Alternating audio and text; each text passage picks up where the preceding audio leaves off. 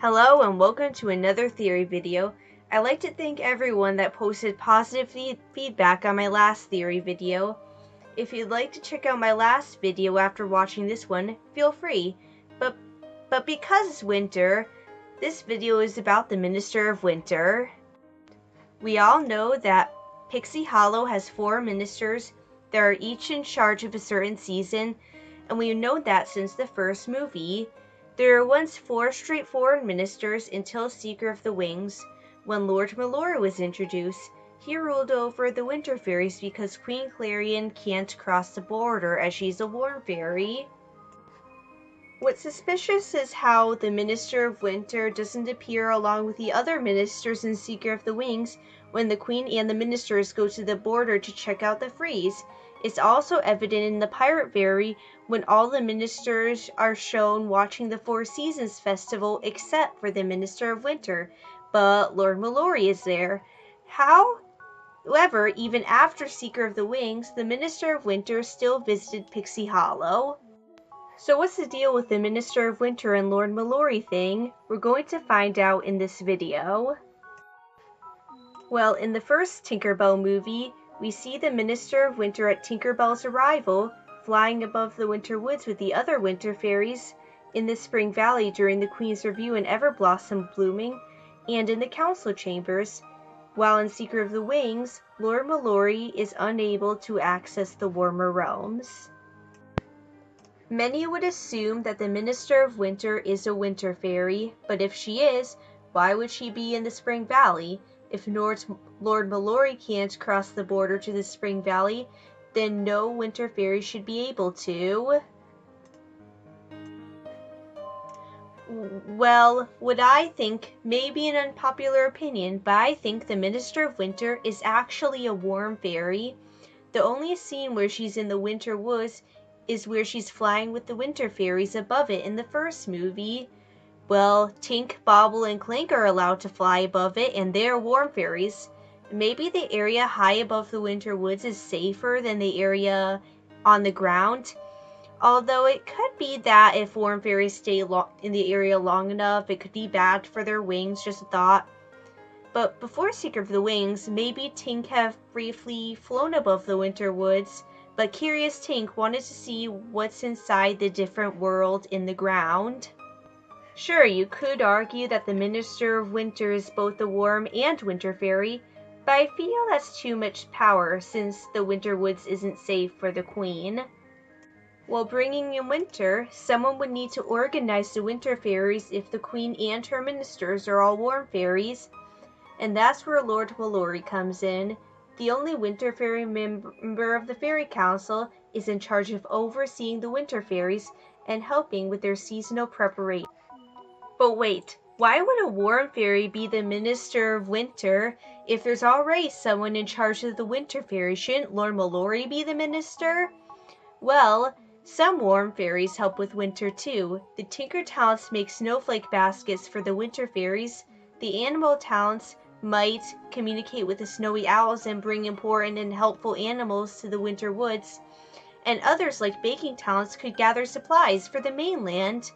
I feel like the Minister of Winter's role is to be in charge of the arrival of winter and be in charge of that on the warm side, while Lord Milori is in charge of basically everything on the winter side. I find that the main difference between the Minister of Winter and Lord Milori is that the Minister of Winter gets to meet with the Fairy Council.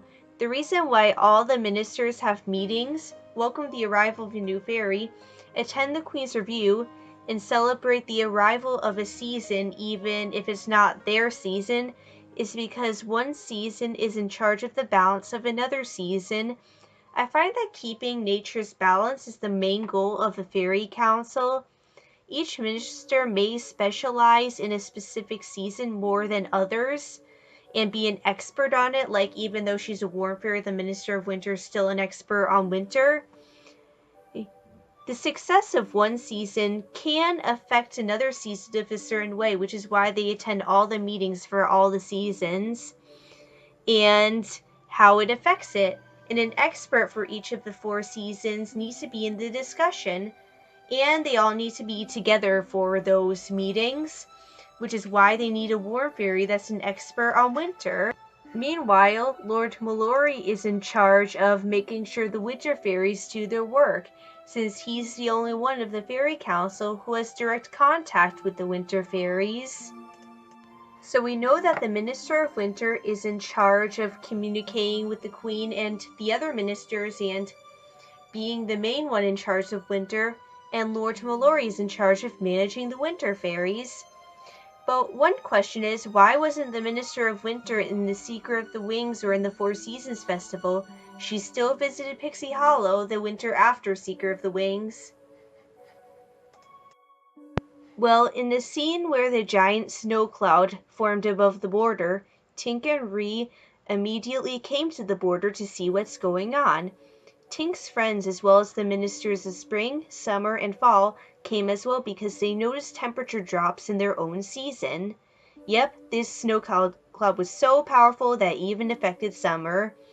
Even though fairies were preparing for winter at the time of the movie, it could be possible that the other ministers were working in their own season and noticed temperature drops which could affect the preparations of their season later, which is especially a problem for the Minister of Spring because his season comes after winter. Meanwhile, the Minister of Winter might have noticed the snow, but it wouldn't affect the winter fairies too much because they're used to snow and possible snowstorms. The biggest problem is the pixie dust tree, though. If winter isn't too much of a problem, then the Minister of Winter wouldn't be as suspicious and wouldn't have immediately gone to the border. However, if there was a fairy council meeting called later, the Minister of Winter would have been invited, as the cold and other seasons could eventually affect winter in the future.